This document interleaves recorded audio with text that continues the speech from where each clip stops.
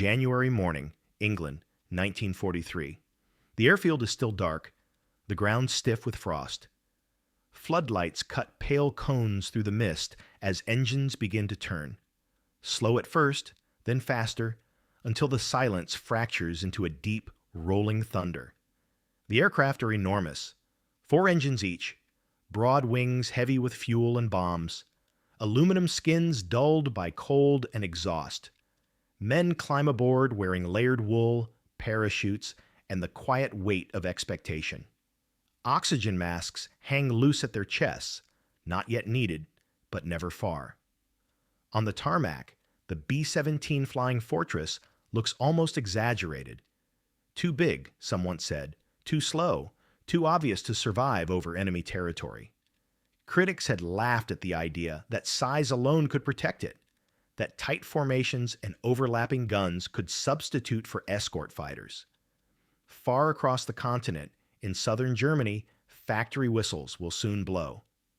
Inside brick industrial buildings, machines spin steel into objects so small they fit in a human palm. Ball bearings, invisible to civilians, essential to war. Between these two places lies Europe's most defended airspace. And by the end of this day, nearly 300 bombers will test whether faith in daylight bombing can survive contact with reality. In the years before America entered the war, air power was sold to planners as a kind of clean leverage. Not mercy, leverage. The idea was simple enough to fit on a briefing room blackboard. If you could reach the heart of an enemy's industry, you could shorten the war by breaking the machinery that fed the front. In Europe, the RAF learned early that daylight over Germany cost too much, too quickly, and turned toward night bombing on a massive scale. The United States Army Air Forces chose a different road, daylight, with the promise of precision and the belief that disciplined formations could defend themselves. That belief hardened around one aircraft, the Boeing B-17 Flying Fortress. It wasn't called a fortress because it looked elegant. It was called that because it bristled, machine guns in positions that seemed to watch every angle, later versions mounting heavy .50 caliber weapons in numbers that could reach into the teens. The idea was not that a single bomber would duel fighters and win, but that dozens, then hundreds, flying in a tight geometry could create a moving field of fire, a formation that punished any attacker who stayed too long in one place. The geometry had a name, the combat box. Staggered blocks of bombers, layered in altitude and spacing, designed so each aircraft's guns covered the blind spots of the next. It demanded discipline that bordered on obsession, holding position while engines strained, while oxygen thinned, while the air shook under turbulence and prop wash. It demanded pilots fly close enough to see rivets on the aircraft beside them, because drifting away didn't just separate you from the group, it removed you from the only shield you had. And through 1942, the 8th Air Force in England began to test that theory in pieces. Small raids became larger ones. Lessons came fast, and they came in flame. Crews discovered that a bomber could be sturdy, even stubbornly hard to kill, but still vulnerable in the one moment it could not dodge or weave, the straight, level line of the bomb run. At that point, every German flak battery knew exactly what the bomber had to do, and every fighter pilot knew where it would be. Above all, the 8th faced a problem that wasn't tactical, it was mathematical: range. In 1942 and early 1943, American escort fighters could protect bombers for part of the journey, but not all of it. Past a certain point, fuel limits forced them to turn back. The bombers continued on alone, deeper into a defense system that Germany had been building and refining since the beginning of the war. Fighter bases spaced for response, radar, and observers feeding warnings, flak belts protecting the industrial regions. There were days when the enemy didn't need genius. They only needed time. This was the period when confidence and cost fought each other in the same sentence. Each successful strike felt like proof that the doctrine worked. Each missing aircraft felt like a warning that it didn't. Commanders could measure it: a damaged factory, a reduced output, a destroyed rail line. But they could also measure the other side: empty bunks, new crews arriving to replace the vanished, the rising number of aircraft returning with holes cut clean through aluminum and flesh. And still, the logic remained seductive. If Germany's war depended on production, then production could be targeted. If one vital component fed many different weapons, then hitting that component might echo across the whole system. That kind of target wasn't a tank park or a battlefield. It was a node, a single point where failure could spread like a crack in glass. By 1943, Allied strategy began to formalize around that idea. The combined bomber offensive shifted priorities toward breaking the German air arm and the industries that sustained it, particularly fighter production, because without air superiority, the future invasion of Northwest Europe could not be protected. The directive that set this emphasis in motion became known as point blank, and it shaped how targets were chosen and why the bomber streams kept pushing farther, even when the losses made the arithmetic look insane. And that is where the story starts narrowing, from the broad ambition of strategic bombing, down to specific factories, specific towns, and a single industrial commodity so small it could disappear between two fingers, yet so essential it could stall an empire's machines. The briefing boards would soon show a name that crews learned to pronounce with a kind of dry dread: Schweinfurt. Schweinfurt did not look like a decisive battlefield. It was a modest Bavarian city, far from the coasts, far from the front lines, surrounded by farmland and rail lines that stitched southern Germany together. But inside its industrial districts sat something far more valuable than territory: the core of Germany's ball-bearing production. The Vereinigte Kugellagerfabriken, VKF, and the plants operated by Fischer were responsible for a majority of the Reich's precision bearings, components so small they were often overlooked in public discussions of war. Yet nearly every engine, every gearbox, every rotating shaft inside tanks, aircraft, submarines, and trucks depended on them. Ball bearings were not glamorous. They did not explode. They did not fire shells. But without them, machines seized, heat rose, metal warped, entire production lines slowed or stopped. Allied analysts believed that unlike other components, bearings could not be easily substituted at scale, and that shortages would ripple outward. Fewer aircraft engines completed, fewer vehicles repaired, fewer weapons reaching the front. Schweinfurt became a symbol of this logic. Hit the small thing, and the large thing would fail. This made it a target worth extraordinary risk. Because Schweinfurt sat deep inside Germany's defensive envelope, it was beyond the practical escort range of American fighters in mid-1943. Any force sent there would be exposed for hours, not minutes, to coordinated interception. German planners understood this as clearly as Allied ones. The city was ringed with flak batteries, and its approach routes were well known to Luftwaffe controllers who could vector fighters into bomber streams with increasing efficiency. The first major attempt came on 17th of August 1943. It was an ambitious dual strike. One force would hit aircraft factories at Regensburg. Another would attack Schweinfurt's bearing plants. The plan assumed confusion would dilute German defenses. Instead, it revealed how thin the margin truly was. More than 370 B-17's were dispatched. Many reached their targets. Many did not return. Losses were heavy enough to shake confidence, even as damage assessments suggested the factories had been hit hard. The result was not clarity, but debate. German industry did not collapse. Production dipped, then adapted. Stockpiles were drawn down. Facilities dispersed. Repairs began almost immediately. What Schweinfurt demonstrated was not failure, but resistance. And that created a dilemma. If one blow was not enough, did that mean the target was wrong, or that it needed to be hit again, harder, with no illusions left about the cost? By early October, the answer from high command was clear. A second strike would go in. No diversion, no split focus. Nearly 300 bombers would fly directly to Schweinfurt in daylight, in tight formation, carrying the full weight of expectation placed on the daylight bombing doctrine. It would be a test not just of machinery, but of belief. Whether overlapping guns and disciplined flying could compensate for the absence of long-range escort. Crews sensed it. Briefings became quieter.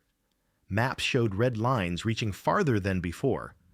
The words maximum effort appeared again, stripped of ceremony. Aircraft were loaded with bombs and fuel until margins disappeared. There would be no early turnback. Once committed, the stream would have to push through, bomb, and fight its way home. On the German side, preparations were just as methodical. Fighter units studied previous approaches. Ammunition stocks were positioned. Flak crews rehearsed barrage patterns designed to force bombers to hold altitude and course. This was no longer reaction. It was anticipation. The sky over central Germany was being prepared like a trap that could not close quickly, but could grind its target down over hours. By the morning of 14th October 1943, the equation was set. Nearly 300 B-17s would take off from English fields and form up into a single, massive stream. Schweinfurt would be waiting, and everything the daylight bombing doctrine claimed about itself, its confidence, its logic, its tolerance for loss, would be written in contrails and smoke before the day was over. What remained now was not theory, but perspective. To understand what that day truly meant, the story has to turn away from maps and factories and look at the experience from inside the formations, inside the defenses, and inside the decisions that shaped the fight. A B-17 crew did not go to war as a single mind. It went as 10 men scattered through compartments of metal, separated by frames, bulkheads, and noise so constant it became a second atmosphere. Up front, pilots stared through a windscreen that iced at altitude. Below them, the bombardier and navigator lived with maps, drift calculations, and the cold certainty that the bomb run would demand straight flight when everything in the body begged to move. The air thinned quickly after takeoff. Oxygen masks came on. Voices shrank into radio-cackled fragments. The temperature fell below freezing, then far beyond it until exposed skin burned in seconds. Gloves were necessary, but they stole dexterity. You handled ammunition, toggles, and emergency gear as if your hands belonged to someone else. Fear existed, but it wasn't theatrical. It was practical. The knowledge that one burst of flak could cut a control cable, that one cannon shell could ignite a fuel tank, that one fighter could slide into the blind spot and stay there long enough to do lethal work. Crews learned to respect the small sounds, a change in engine note, a sudden draft, a metallic rattle that meant something had come loose under stress, and still they climbed, because the formation was the closest thing to safety they had. The view outside was a cold cathedral of sky, dozens of aircraft holding position, each one a moving room of men who could not see each other's faces, but depended on each other's steadiness. On the morning of the Schweinfurt raid, that dependence wasn't abstract. It was the difference between being part of a fortress or becoming a lone target. The human story begins there, inside a machine built to look invulnerable, just as the tactical reality begins to close around it. The combat box was not just formation flying. It was a weapon system, one that demanded precision equal to any bomb site, aircraft stacked at different altitudes, staggered left and right, spaced so their guns could overlap. The theory was brutal and elegant. Any fighter that attacked one bomber would enter the killing zone of several others. But the box had weaknesses that only combat could reveal. Its strength depended on coherence. A single bomber slipping out of place could open a seam. A seam could become a gap. A gap could become a corridor for attackers. Once a box began to unravel, it did not fail like a snapped rope. It failed like ice under pressure, fracturing outward. Flak made holding formation even harder. Bursts were not aimed like rifle shots. They were patterns, black blossoms designed to fill the air where bombers had to fly. Pilots had to keep station while the sky seemed to punch at them. You could see bursts at the level of your cockpit. You could feel concussion through the airframe. But you could not break away without endangering the group and exposing yourself. Then came the fighter attacks. German pilots did not need to destroy the whole stream at once. They only needed to peel the edges, isolate the wounded, and force the formations to stretch and thin. Head-on attacks could reduce exposure time to defensive guns. Coordinated passes could keep pressure constant. The box was meant to be a fortress, but it had to move, straight, predictable, and bound by the need to reach the target on time.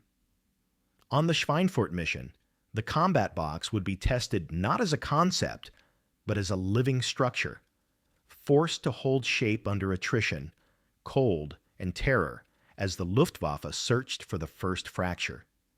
To the men inside the bombers, the first fighters often appeared as specks, tiny, almost harmless at a distance.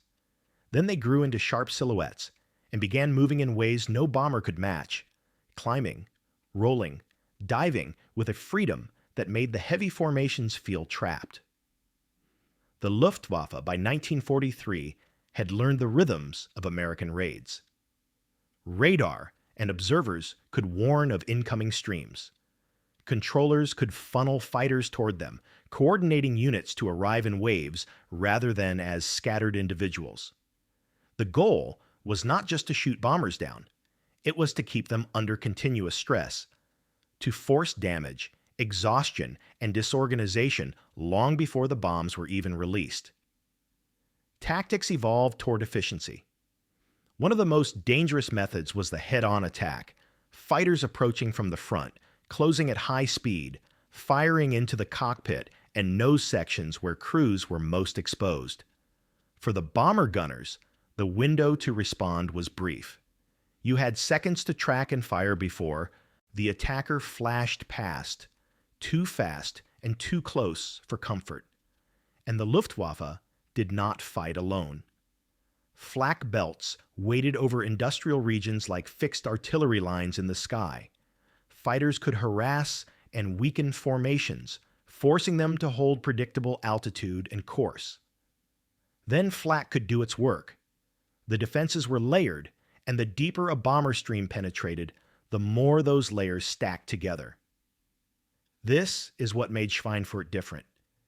It was not only a valuable target, it was a place where Germany could concentrate defenses, where distance and preparation made the bomber stream's journey itself a battlefield.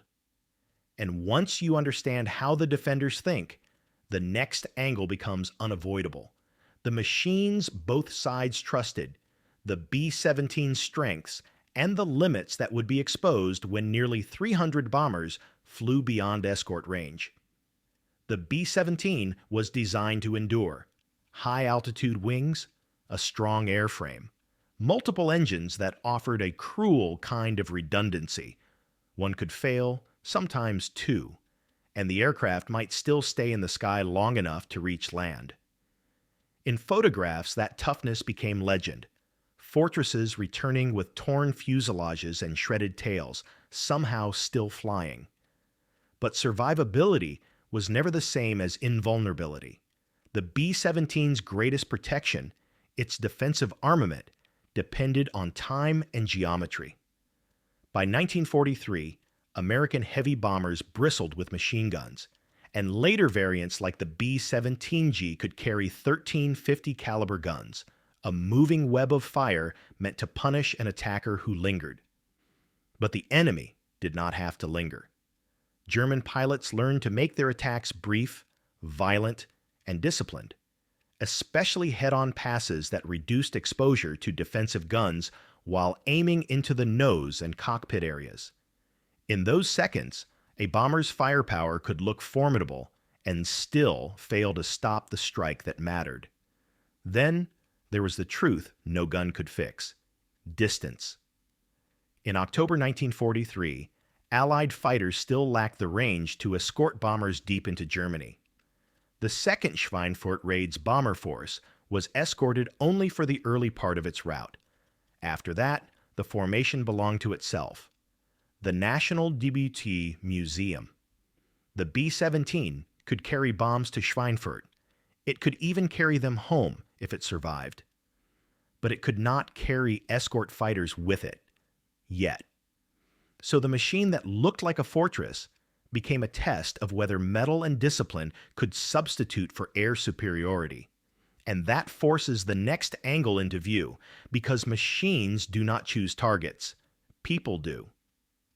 Strategic bombing in 1943 lived on a contradiction. The Allies needed results large enough to matter, and the quickest way to get them was to fly deep into the industrial interior, where the targets were concentrated and the defenses thickest. Schweinfurt was exactly that kind of place. Valuable enough to justify risk, distant enough to make risk inevitable. The directive shaping these choices had a name that sounded clinical: point blank. Issued on 14 June 1943, it refined the combined bomber offensive and put high priority on targets tied to German fighter strength and critical industry. Because without air superiority, the later invasion of Western Europe could not be protected. Wikipedia. Schweinfurt's ball-bearing factories appeared in that target logic, not as a dramatic symbol, but as a lever. Wikipedia. After the 17 August 1943 dual strike on Regensburg and Schweinfurt, commanders had proof of two opposing truths at once. The bombers could hit deep targets, and the cost could approach the edge of sustainability. Air Force Museum. If losses stayed that high, the offensive could bleed itself dry before it broke Germany. But if the offensive slowed or stayed shallow, Germany's fighter arm and industry would have time to recover and strengthen. That was the leadership dilemma. No clean options. Only choices measured in probability, production figures, and empty aircraft hardstands. The decision to send the nearly 300 B-17s back to Schweinfurt in October did not happen because anyone believed it would be easy. It happened because the campaign's logic demanded an answer. Either daylight bombing could sustain itself in the face of concentrated defense, or it would have to change fundamentally. Wikipedia. And underneath it all was the moral fog that industrial war always creates. Because even when the target is steel and machinery, the blast does not stay neatly inside factory walls. From the air, a factory complex looks like a diagram. Roof lines, rail spurs, yards, stacks, geometry that invites the mind to think in clean terms. Target, aim point, results. The language of bombing is built that way because it has to be. You cannot fly straight toward flak and fighters while thinking in anything but tasks. But Schweinfurt was not only a set of plants, it was a living city wrapped around industry. Workers moved through streets at shift change. Families lived within reach of industrial districts because that was where employment was. The strategic logic that elevated ball bearings into a war priority also meant that the violence would concentrate where those bearings were made. The Americans emphasized daylight bombing because it promised greater accuracy than night area bombing, an attempt at least to align destruction with industry. Wikipedia. Yet even in the best conditions, bombing in 1943 was never surgical. Weather, smoke, flak bursts, evasive disruptions, mechanical failures, all of it could pull a formation off ideal. When bombs fell, They fell with momentum and gravity, and the ground below received them without caring about doctrine. The moral tension was not a sidebar to the story. It was embedded in the mission's purpose, crippling a component industry to shorten a war, while accepting that the act of doing so would bring suffering to people who were not on the factory floor. That is why Schweinfurt feels cold and modern, a battle fought over supply chains where the human cost is present even when the target is industrial. And when you hold all these angles together, human, tactical, enemy, technology, leadership, and moral weight, the raid stops being a headline and becomes a moment with gravity. Because the next phase is where those forces collide in real time, on a single date, under a single sky, when the bomber stream commits beyond escort range and the turning point begins. 14th, October 1943. Before sunrise, England is a landscape of shadow and engine noise. The airfields are alive in fragments, ground crews moving under floodlights, bomb hoists whining, exhaust streaming into the cold. Men climb into aircraft with practiced motions that hide the fact that none of this is routine. The force is immense. On paper, it is 291 B-17s dispatched toward Schweinfurt. In reality, it is a long, staggered procession of heavy bombers lifting off from multiple bases, climbing into the gray morning and circling to assemble into formation. Assembly is slow work. You climb in widening circles while the world below shrinks into damp fields and rivers. Other aircraft appear through cloud breaks. First one, then three, then entire elements sliding into position. The sky fills with contrails as altitude increases, white lines that make the raid visible from miles away. Nothing about this operation is subtle. Once the stream is built, it begins to move. Across the channel, over the coast, then deeper inland, where the land below shifts from familiar terrain to the geometry of occupied Europe. The radio carries clipped reports, position checks, course corrections, small notes about stragglers, and always, beneath the words, the unspoken awareness that the true fight will begin when escort limits are reached. Fighter cover arrives early. Allied escorts appear as small, fast guardians, spiraling above, slipping along the edges, watching for the first enemy interceptors. But the bombers know the truth of the map. Escort range is a line drawn by fuel. Past that point, the escort must leave, no matter what the sky looks like behind them.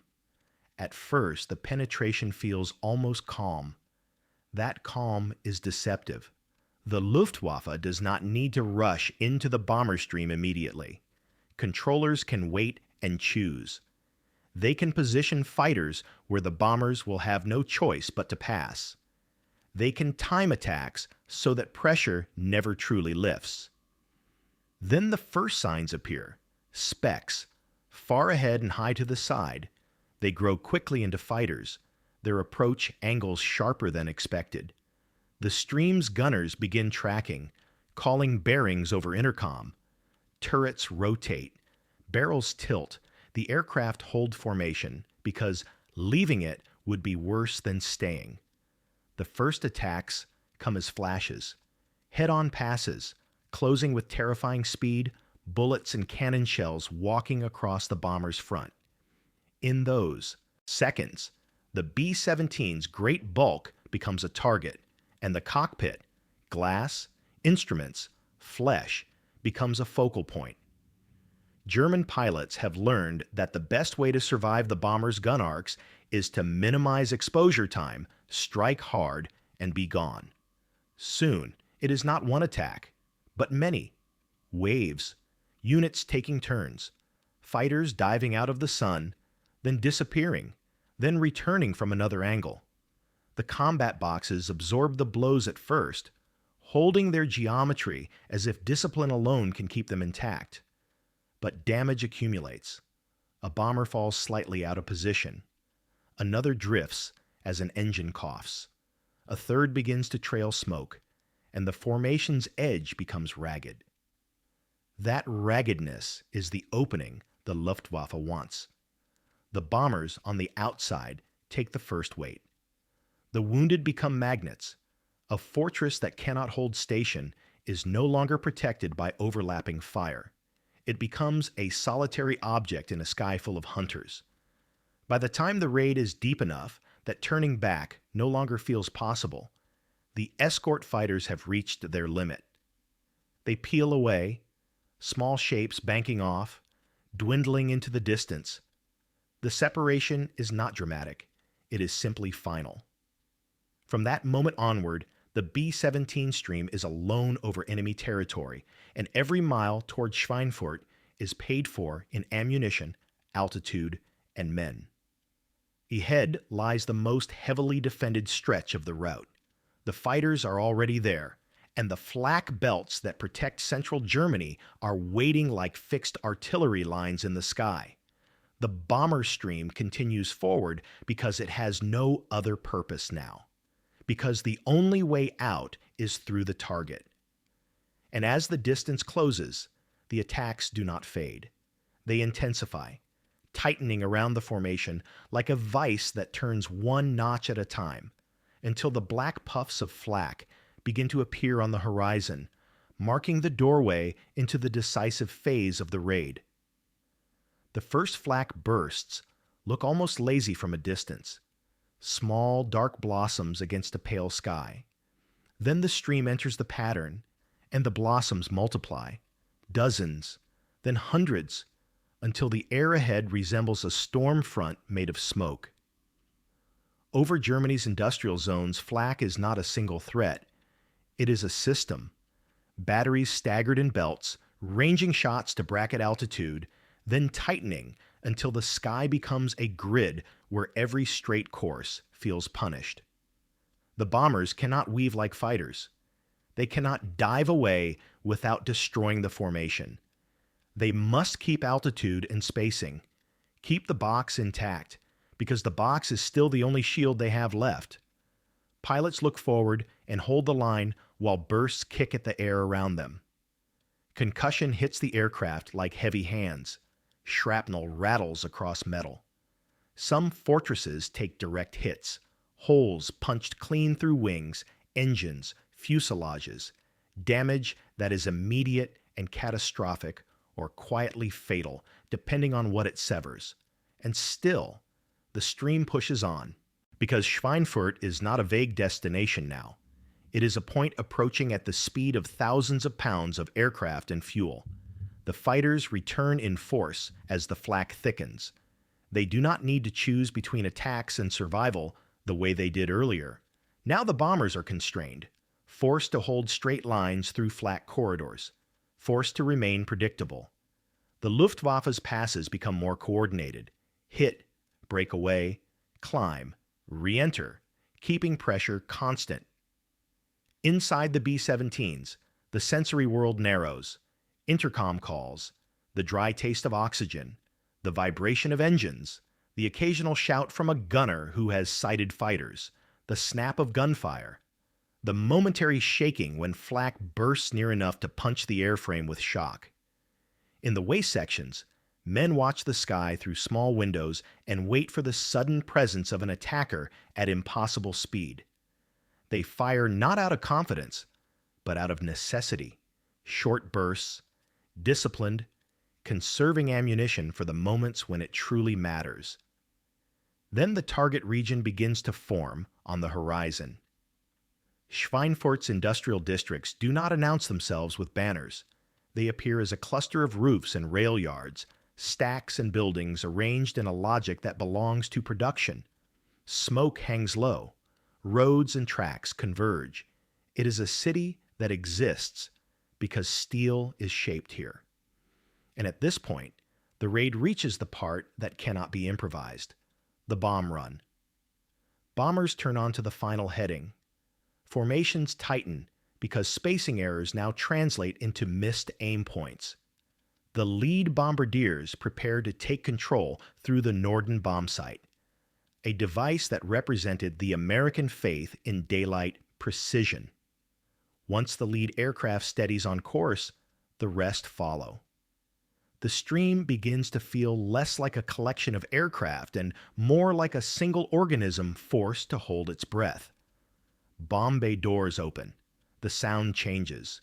Wind rips through cavities beneath the fuselage. Aircraft drag increases. The fortresses slow slightly, and slowing makes them easier to track. It is the most vulnerable posture a heavy bomber can assume: straight, level, committed. Flak reaches upward with renewed violence. Batteries can now anticipate the line. The bursts rise into the bomber's altitude band, appearing directly ahead and then around them, as if the sky itself is tearing open. The urge to jink is instinct. The ability to resist that urge is training and discipline, paid for in fear. The bomb run lasts minutes, but it stretches like an hour. Gunners keep firing at fighters that dart in and out. Pilots hold the aircraft steady even as bursts rock the plane. Bombardiers stare through optics at factories that now fill their view. Industrial buildings associated with Germany's ball bearing output. Targets selected because Allied planners believed bearings were a critical bottleneck for the entire war economy.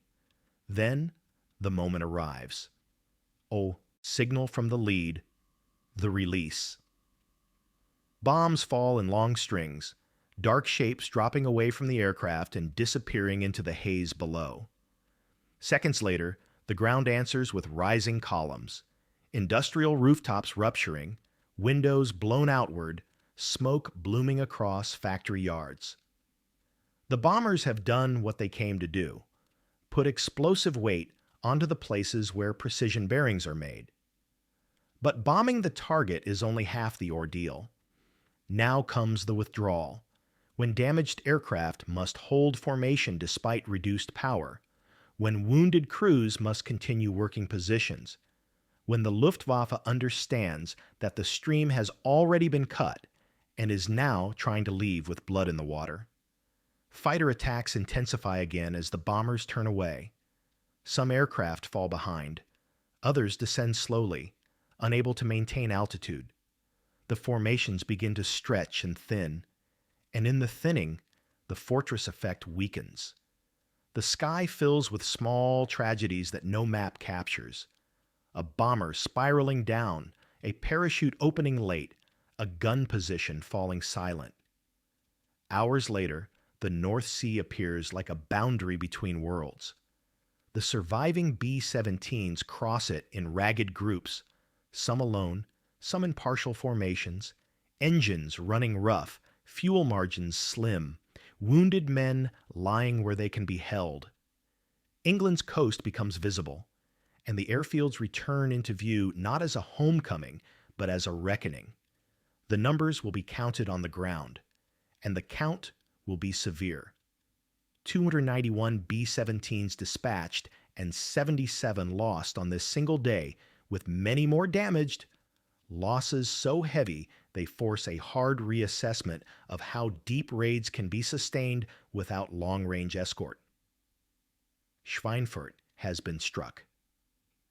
But the turning point is not only what happened to factories below, it is what happened to the doctrine in the sky. And when the engines finally spool down and the crews climb out onto cold English concrete, the story moves into its next phase. What the raid achieved, what it failed to achieve, and what it cost, measured in production figures, strategic decisions, and the absence of men who do not come back. On the ground in England, the first sign of scale is not a statistic. It is space. Hard stands, meant for aircraft, sit empty. The line where a squadron should be parked looks uneven, like teeth knocked out. Ground crews wait with tools in hand that suddenly have nothing to touch. Ambulances roll toward the dispersals where damaged fortresses belly in, tires hissing, brakes smoking, engines coughing as they finally die. Some aircraft land too fast because hydraulics are failing. Others come in wide because control surfaces are stiff or partially gone.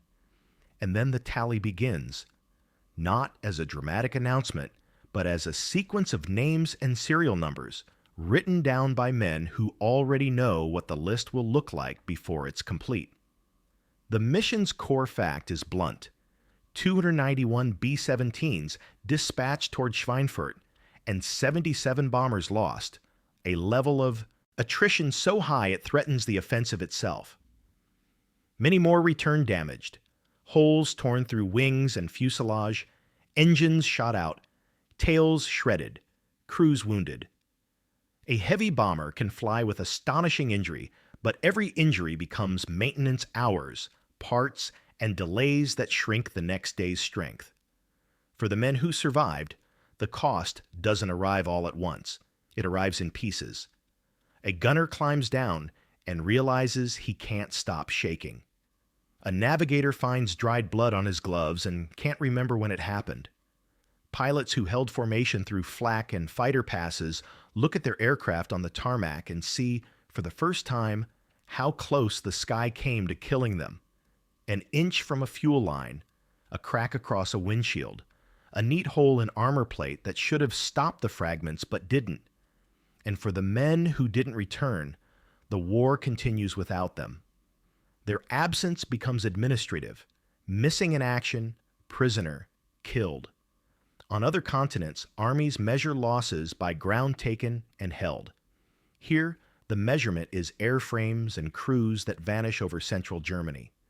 That reality feeds back into planning with ruthless speed, because the 8th Air Force cannot replace trained bomber crews as fast as it can lose them if attrition stays at this level.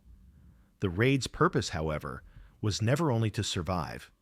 It was to cripple production. And Schweinfurt is hit hard. Bomb damage assessment reports note factories struck and significant disruption. The target was chosen because Allied analysts believed ball bearings were a true bottleneck, a component used across aircraft engines, vehicles, machine tools, systems that cannot function smoothly when precision bearings are scarce. But the aftermath reveals the hardest truth of industrial war. Destruction is only the first act. Germany responds with repair crews, dispersion, substitution where possible, and emergency measures meant to keep output moving. Plants can be patched, machinery can be relocated, stockpiles can soften the blow. The strategic question becomes whether the disruption is decisive or merely painful. What is decisive, immediately, is the operational conclusion written into the sky over Schweinfurt. Deep daylight raids without adequate escort are unsustainable. The October losses are so severe that the U.S. daylight bombing campaign effectively runs into a wall. Commanders cannot keep sending heavy bombers beyond escort range at this cost and expect the force to remain intact. So the victory becomes complicated. Schweinfurt is damaged. The ball-bearing industry is shaken. But the raid also exposes a limit that doctrine cannot talk its way around. The B-17 can be rugged. It can be armed. It can be flown with discipline. But without long-range fighters, the Reich's defenses can still bleed it at a rate that threatens the entire strategy. And that realization pushes the war into its next phase, not just in targets, but in solutions. Longer-range escort, different tactics, and a campaign that shifts from proving a theory to building the conditions where that theory can actually survive. In the weeks that follow, Schweinfurt becomes two different stories told at the same time. One is written in bomb crater maps and production estimates. The other is written in operational orders and quiet absences on English bases. On paper, the logic of the target still holds. Ball bearings remain a critical industrial input, and the Schweinfurt plants are not symbolic. They are real nodes in Germany's manufacturing system. Allied planners had selected them because bearings sit inside engines, machine tools, and vehicles. If you restrict bearings, you restrict the Reich's ability to produce and maintain war machines. The October raid therefore reads like a strike against the skeletal structure of German production. Damage inflicted on facilities that matter to far more than the city itself. But war industries do not behave like single gears. They bend. They absorb shock. They find workarounds. Germany disperses production, accelerates repairs, and draws down inventories. Measures designed to prevent one target set from collapsing the entire system overnight. Schweinfurt's disruption is real, but so is the enemy's capacity to adapt when survival depends on it. On the Allied side, adaptation takes a different form. It is not just about where to bomb next, it is about how to reach the targets at all. The October losses, 77 B-17s lost out of 291 dispatched, are too severe to repeat casually. The 8th Air Force cannot keep its bomber force viable if every deep penetration costs this many aircraft and crews. The conclusion is brutally practical. Until long-range escort is available, the most distant targets become, for a time, functionally unreachable in daylight at acceptable loss rates. This is where the Schweinfurt raids become a hinge in the broader air war, because they force daylight bombing to evolve from faith to engineering of logistics, fighter range, tactics, and command coordination. The need for escorts that can stay with bombers deep into Germany intensifies into an operational imperative. The heavy bomber is no longer treated as a self-contained answer. It becomes one component of a combined system, dependent on fighters to reduce the Luftwaffe's ability to concentrate and swarm. Schweinfurt also echoes backward in time, linking to the raid of 17 August 1943, the earlier dual strike where hundreds of B-17s were sent against Regensburg and Schweinfurt and suffered heavy losses. Together, these missions define a period in the 8th Air Force's story when the ambition to break Germany's war economy collided with the reality of distance and defense. They are remembered not only because bombs hit factories, but because the raids showed the price of trying to do it before the necessary escort technology and numbers were fully in place. And then there is the human aftermath, which does not resolve into charts. Some of the missing are dead, their aircraft destroyed over Germany. Others are prisoners, men who land in fields and forests, injured and hunted, then captured and sent into the POW system that will hold them for months or years. For those who remain in England, the war becomes a cycle of rebuilding. New crews arriving, new aircraft replacing burned-out frames, veterans flying again because there aren't enough experienced men to stop. On base notice boards, the operational story becomes personal. A list of aircraft that failed to return. A list of names. A quiet, habitual glance that searches for familiar faces, followed by the realization that the familiar faces are not here. The 8th Air Force continues because it has to, but it does not continue unchanged. Schweinfurt, for all the smoke and steel, ultimately proves something colder than heroism. Industrial war is not won only by bravery or machines. It is won by systems, range, production, escort, replacement, adaptation, each one a lever that either holds or breaks under pressure. And that leaves the final question, the one the title has been building toward it from the first line. What did it mean, in the end, that the B-17's size was once mocked, until hundreds of them crossed an entire continent to strike at a component so small, yet so essential, that it could decide whether an industrial empire keeps moving? Schweinfurt's lesson is not written in the silhouettes of bombers alone. It is written in scale, and in the strange intimacy of small things. A ball bearing is almost nothing to the human eye. A ring of steel, a handful of polished spheres, silent, smooth, replaceable, until you need millions of them, all identical, all precise, all on time.